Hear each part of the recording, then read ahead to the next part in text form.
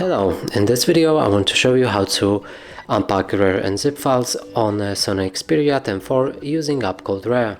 So in order to do this, first you will need to get this app, and we've shown you how to do that in our other video. Now let's find the file that we want to unpack.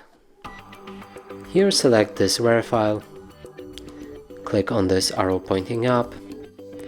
Now we'll be able to change extraction options, and the first thing is to click on browse and select destinations where the files will be unpacked.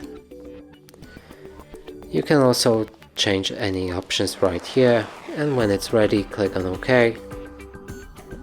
And we've just unpacked our files. Now let's move to the folder that we set as destination, and there's 3 pictures right here.